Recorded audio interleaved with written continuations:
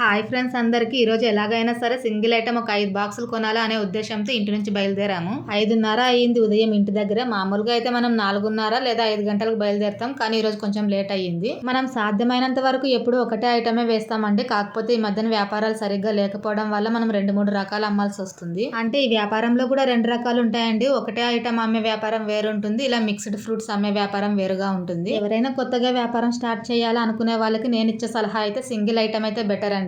ఎందుకంటే మనం ఒకే రకం కొన్నప్పుడు ఎక్కువ మొత్తంలో తీసుకుంటాం కాబట్టి కొంచెం రేట్ తగ్గించుకోమని అడగడానికి అవకాశం ఉంటుంది. అదే అన్ని రకాలు కలిపి తీసుకున్నాం అనుకోండి, ఎక్కువ మొత్తంలో తీసుకోలేము. ఒక బాక్స్ లేదా 2 బాక్సులే తీసుకోవాల్సి వస్తుంది. అప్పుడు ఏమాత్రం రేట్ తగ్గించరు.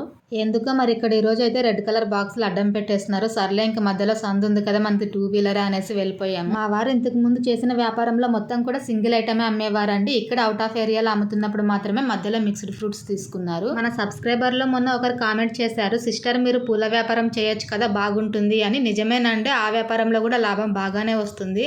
అయితే అవి ఒకే రోజులోనే అయిపోవాలండి. ఇన్ కేసు మరుసటి రోజుకి మిగిలాయి అంటే వాడిపోతాయి. అలా వారం మొత్తం మీద ఒక 2-3 సార్లు జరిగింది అంటే ఒక రోజులో వచ్చిన లాభం డబుల్ నష్టంగా మారుతుందండి. అలా ఉంటుంది పూల వ్యాపారం. ఇంకో మాట అండి, ఆడవాళ్ళు ఎప్పుడు కూడా వంటింటి కుందేలుగా ఉండకూడదు అనేది నా అభిప్రాయం. అలాగని నేనేం పెద్ద తోపని మీకు చెప్పట్లేదు. ఈ మధ్యనే నేనైతే మార్కెట్ లోకి వస్తున్నాను. ఇంతకుముందు నేను కూడా ఇంట్లోనే ఉండిన దాన్నే, చిన్న జాబ్ చేసేదాన్ని. పరిస్థితులు ఎప్పుడు మనకు అనుకూలంగా ఉండవు కదా, సో ఆ జాబ్ నుంచి బిజినెస్ లోకి రావాల్సి వచ్చింది. ఇలా మార్కెట్ లోకి వెళ్ళగానే ఎంట్రన్స్ లో ఫస్ట్ కూరగాయల మార్కెటే వస్తుందంటే, దీన్ని దాటిన తర్వాత పండ్ల మార్కెట్ వస్తుంది. ఈ వెహికల్స్ అన్ని కూడా కూరగాయలవే. ఈ మార్కెట్ మొత్తం మీద కూరగాయల మార్కెట్ 70% ఉంటుందంటే పండ్ల మార్కెట్ 30% అని చెప్పొచ్చు. కొంతమంది పల్లెల మీద అమ్మే వాళ్ళు అయితే బండి మీద ఈ విధంగా తీసుకెళ్తారండి. ఇది కూడా మంచి ఐడియా. మనమైతే ఇంక ముందుకు వచ్చేసాం. పండ్లు ఏం రేట్ ఉన్నాయో సింగిల్ ఐటమ్ చూద్దాం అనేసి. ఈ బాక్స్ లో అయితే ద్రాక్ష పళ్ళు 10 కేజీలు వస్తాయి. బాక్స్ 800 చెప్తున్నారు. ఇందులోనే క్వాలిటీ సరిగ్గా లేకుండా అయితే 700 చెప్తున్నారండి. 100 రూపాయలు డిఫరెన్స్. కాకపోతే కింద అడగానే బాగలేకుండా పెట్టింటారు, పైన మాత్రం మంచిగా పెట్టింటారు. ఇట్లా రేట్ డిఫరెన్స్ ఉండేవి.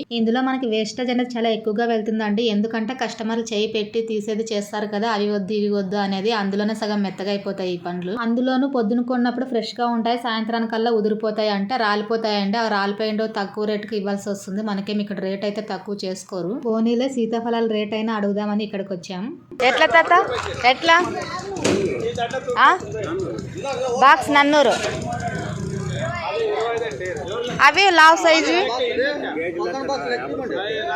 50 రూపాయలు కేజీ. చూసారు కదా, సేమ్ ఐటమే కొన్ని బాక్సులకి ఇస్తున్నారు, మరికొన్ని కేజీలకి ఇస్తున్నారు. ఇంకా ఫైనల్ గా దానిమ్మ పండ్లు కొందామనేసి రేట్ అడగడానికి వచ్చామండి. ఒక 5 బాక్సులు తీసుకోవాలి అని. ఇన్ని రకాలుగా మనం మార్కెట్ లో పండ్ల కోసం ఎందుకు తిరుగుతాము అంటే, మనకు రేటు తక్కువ ఉండాలి, క్వాలిటీ కూడా బాగుండాలండి. అందుకే ఇన్ని రకాలుగా చూస్తాము. ఇంతకు ముందు మనం 3 సార్లు దానిమ్మ పండ్లు అమ్మామండి. అందుకే ఒక ఐడియా అంటూ ఉంది ఈ వ్యాపారంలో. అందుకే మళ్ళీ దానిమ్మ పండ్ల దగ్గరకే వచ్చేసాము. ఎట్లా అన్నా ఇవి 100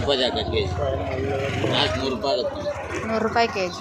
తీసుకుందాం అనే మూమెంట్ లో మా ఆయన ఉన్నట్టుండి వద్దు కొనేది అని చెప్పినారు. నాకైతే కారణం ఎందుకో అర్థం కాలేదు. మార్కెట్ లో ఖాళీ చేతులతో వెళ్ళడం ఎందుకు అనేసి 2 కేజీలు పప్పాయి పండ్లు కొన్నానండి. కేజీ 25 రూపాయలు లెక్క ఇచ్చినారు. మార్కెట్ కి వెళ్ళి వాపస్ రావాలి అంటే మనసు స్థిమితంగా ఉండదండి. ఎందుకంటే పెట్రోల్ ఖర్చు కూడా మనకు వేస్టే కదా, నిద్ర లేకపోయి ఉంటాము. ఈ రోజు మన బండి మీద పెద్ద మొత్తంలో సరుకేం ఉండదు. నిన్న మిగిలిన కొంచెం సరుకే పెట్టుకొని అమ్మాల్సి ఉంటుంది. చాలా మంది అనుకుంటారు వ్యాపారం అంటే ఏముంది, మార్కెట్ లో సరుకు తీసుకొచ్చి అమ్మడమే కదా అని. చాలా ఒడిదొడుకులు కూడా ఉంటాయండి ఇందులో. పండ్ల వ్యాపారం ఎలాగంటేనండి, వస్తే మంచి లాభం వస్తుంది, లేకుంటే లేదు. కొత్త వ్యాపారం చేయడానికి మైండ్ ఒప్పుకోదు. ఎందుకంటే మనం ఫస్ట్ నుంచి అదే పని చేస్తుంటాం కాబట్టి లాభాలు వచ్చినా నష్టాలు వచ్చినా ఒక లెవెల్లో మనం దాన్ని సరిదిద్దుకుంటూ ఉంటాం. ఇంతకు ముందు వీడియోస్ లో చూపించాను కదా, ఇదైతే దుర్గమ్మ తల్లి గుడి అండి. ఈ మధ్యన వ్యాపారాలు సరిగ్గా లేక నాకైతే మెంటల్ ఎక్కుతుందండి. ఆటో కొని పెట్టాలి అని అనిపిస్తుంది ఒక్కోసారి, కానీ ఇన్వెస్ట్మెంట్ కూడా పెద్దగానే ఉంటుంది ఆటో కొనాలి అంటే. దీనికైతే ముందుగా బిజినెస్ ఓనర్ ఒప్పుకోవాలండి. ఓనర్ అంటే ఎవరో కాదు, మా ఆయనే. అయితే తనకి ఏమాత్రం ఇష్టం లేదు ఆటో తీసుకోవడం. ఎందుకంటే ఆటో తీసుకున్నాక ఒకే చోటుతో పెట్టుకోవడానికి ఉండదండి. అక్కడ కాసేపు ఇక్కడ కాసేపు పెట్టుకోవాల్సి వస్తుంది. కారణాలు ఎన్ని ఉన్నాయో తెలియదు కానీ ఆటో మాత్రం వద్దంటారు. 11 గంటలకైతే రోజు పెట్టే ప్లేస్ కి బండిని తీసుకొచ్చేసాం. ఇక్కడ కనిపిస్తుంది కదా, ఆటోలో ఉన్న సరుకు అయితే పొద్దున మా ఆయన ఫ్రెండ్ తీసుకున్నారు మార్కెట్ లో. అందుకే దానిమ్మ పండ్లు మేము కొనలేదు. బండి దగ్గరకు వచ్చాక చెప్పారు మా ఆయన, అందుకే నేను దానిమ్మ తీసుకోలేదు అని. ఆ అన్న మా ఆయన ఫ్రెండేనండి. 35,000కి 400 కేజీలు కొన్నారు వాళ్ళు. కేజీ 100 రూపాయలు బోర్డు పెట్టేస్తున్నారండి. అందులో వేస్టేజ్ కూడా పోతుంది వాళ్ళకి.